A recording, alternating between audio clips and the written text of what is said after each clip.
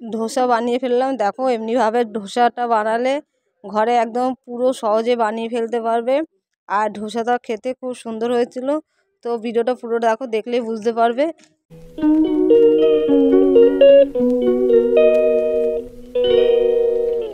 So guys, তোমরা কেমন আছো? আশা করি ভালো আছো। আমিও ভালো আছি। আমি আবার সীমা সাগর ব্লগে একটা নতুন ভিডিও নিয়ে চলে এসেছি, রান্নার রেসিপি।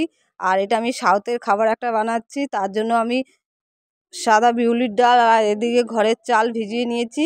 আর এটা একটা সাউথের খাবার, খুব একটা সুন্দর রেসিপি। তোমরা দেখতে থাকো, ভিডিওটা ভালো লাগবে। আর এটার জন্য আমি ধোসার ভেতর যেই গ্রেভি মানে যেই মশলাটা থাকে, তার জন্য আমরা আলু ভিজিয়ে সেদ্ধ করে নিচ্ছি। আলু ততক্ষণ সেদ্ধ হোক। আর এদিকে তো আমি মিক্সি করে নিলাম ডাল আর চালটা একসাথে। তো সুন্দর মিক্সি হয়ে গেছে, দেখতেই পাচ্ছ। এ দেখো সুন্দর একটা ব্যাটার তৈরি হয়েছে মোটা। তো এটাকে ভালো করে তোমরা ফাটিয়ে নেবে। এটা আমি সুন্দর করে ফাটিয়ে নিচ্ছি। এটা ফাটানোর একটা ব্যাপার আছে, এটা ভালো করে ফাটলে সুন্দরভাবে উঠে আসে। তো এই দেখো সুন্দরভাবে ব্যাটারটা ফাটানো হয়ে গেছে। তো দেখতেই পাচ্ছ সুন্দর হয়ে গেছে ব্যাটারটা ফাটানো, একদম গ্রেভি একটা ব্যাপার এসছে। তো আমরা এবার এদিকে তৈরি করব ইডলির ভেতর যেই মশলা মানে জিনিসটা দেওয়া হয়, সেই জিনিসটার ব্যাটার তৈরি করব একটা। দেখো এখানে আলুটা ছুলে নিয়েছি। আর আলু এটার সাথে লাগছে, দেখো এই সব জিনিসগুলো: ধনে পাতা কুচি, রসুন কুচি, আদা কুচি, আর এটা বিনস, কাঁচা লঙ্কা, আর এটা পেঁয়াজ। এইসব দিয়েই আমি জিনিসটাকে বানাবো। আর দুটো শুকনো লঙ্কা নিয়ে নিয়েছি। এবার এইদিকে কড়াই বসিয়ে দিয়েছি গ্যাসে। তো গ্যাসে চলে আসা যাক।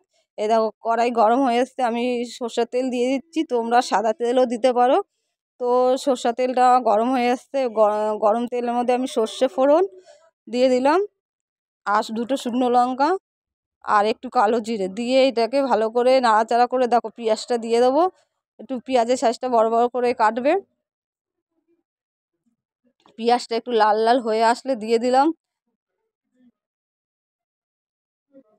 আদা। আদা রসুন সবগুলো দিয়ে আবার একটু ভালো করে ভেজে নিচ্ছি।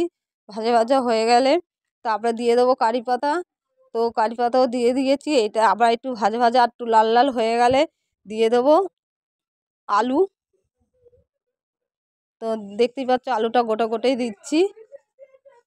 গোটা দিয়ে ভালো করে একটুখানি তোমরা ভেজে নেবে। ভাজার পরে তারপরে স্বাদ মতো লঙ্কার গুঁড়ো, হলুদ, নুন দিয়ে এটাকে আর একটু ভাজা করবে।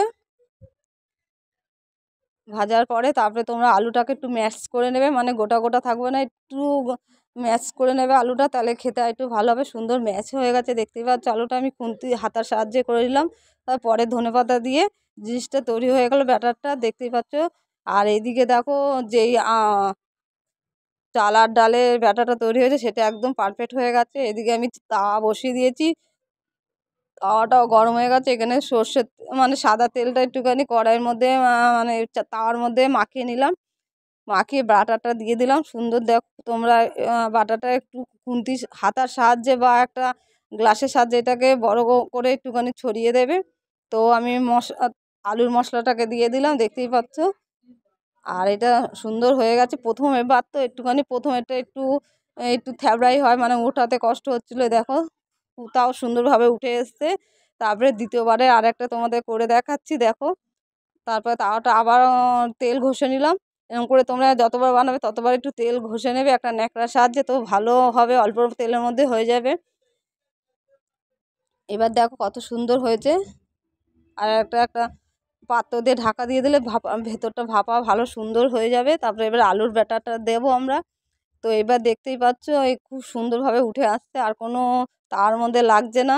এবার আলুর ব্যাটারটা দিয়ে আমরা গুটিয়ে নেব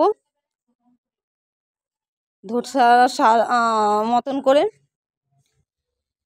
এ দেখো সুন্দরভাবে উঠে এসছে, এবার কোনো অসুবিধা হয়নি। তো এই এক করে আমরা এরকম করে সব ধোসাটাই ভেজে করে নিয়েছি। এই দেখো কত সুন্দর হয়েছে। আর এটা একটা ভারী খাবার, তোমরা রাত্রিরে বা সকালের ডিনারে খুব ভালো একটা ভারী খাবার হবে। তোমরা করে নেও ঘরে, খুব সহজেই হয়ে যাবে। আর এটা খাওয়ার জন্য বানিয়েছিলাম সাম্বার, আর এটা হলো ছোলার ডাল আর নারকেলের চাটনি। এই দুটো দিয়ে আমরা আজকে ডিনারটা শেষ করব। তো ভিডিওটা কেমন লাগলো, তোমরা ভালো লাগলে লাইক কমেন্ট শেয়ার করে জানাবে। আর চাটনিটা আর সাম্বারের ভিডিওটা তোমরা এর পরে ভিডিও দেখতে পারবে। ভালো